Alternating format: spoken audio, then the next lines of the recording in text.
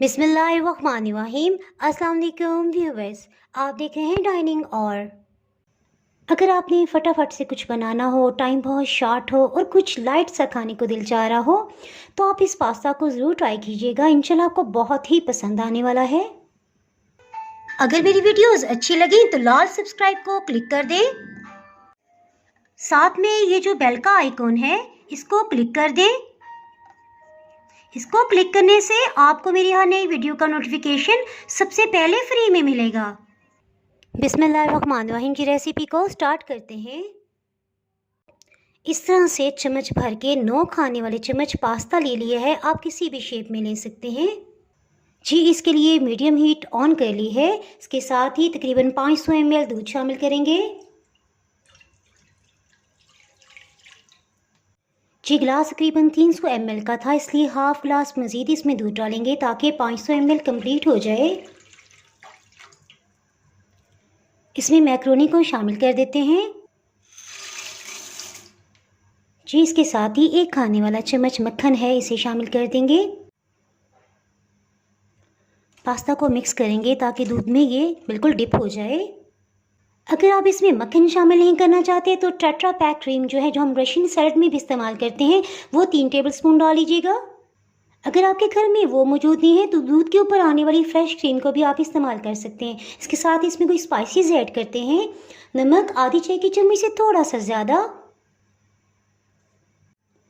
Chilli flakes आधी चाय की चम्मच से थोड़ा से ज़्यादा हैं। ये बॉइलिंग पॉइंट पे आ गया। इसके साथ एक दफ़ा चम्मच चला देंगे। साथ ही मेरे पास तकरीबन 4 खाने वाले चम्मच मटर हैं, ये हाफ बॉयल हैं, इनको शामिल कर देंगे जी। और सबसे लास्ट में काली मिर्च पाउडर 1 चाय की चम्मच का चौथाई हिस्सा, ये भी डाल देंगे। ऑरिगेनो, मिक्स हर्ब्स या थाइम आपके पास जो भी हो, आधी चाय की चम्मच इसमें शामिल कर लीजिएगा। इस वक्त इत्तेफाकन मेरे पास कुछ भी नहीं है, सब कुछ ख़त्म हुआ है जी। और इसमें मटर डालने की कोई ज़रूरी नहीं है। अगर आपके पास उबली हुई मकई के दाने हैं तो उनको भी शामिल कर सकते हैं, या अपनी पसंद की कोई भी सब्ज़ी इसमें डाल सकते हैं जी। बॉइलिंग पॉइंट पे आते हीट को मीडियम से मीडियम लो कर देंगे और बस इसे कुक होने देंगे। इस पर प्लीज़ ढक्कन ना दीजिएगा क्योंकि दूध बॉयल होकर नीचे भी गिर सकता है। बस किसी वक्त इसमें चम्मच चला लें जी। देखिए हीट को इस तरह से मीडियम लो रखा हुआ था। ये देखिए इसका कितना क्रीमी टेक्सचर है। ये तैयार हो गया। इसके साथ ही हीट को ऑफ कर देंगे। अच्छा, मुझे ज़ाती तौर पे वाइट पास्ता की ये रेसिपी सबसे ज़्यादा पसंद है। ये बहुत लाइट और बहुत ही मज़ेदार लगता है।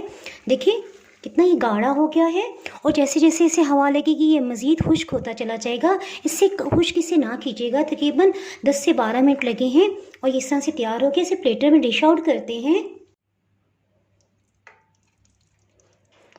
बहुत ही टेस्टी लग रहा है।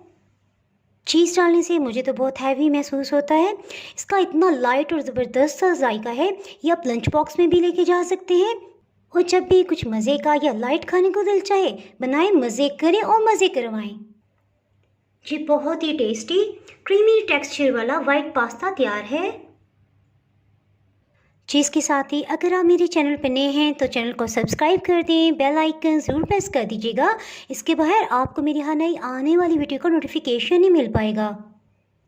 दुआओं में याद रखें, वीडियो लाइक और शेयर करना बिल्कुल भी ना भूलिएगा। इसके साथ ही मैं इजाज़त चाहती हूँ। अल्लाह हाफिज़।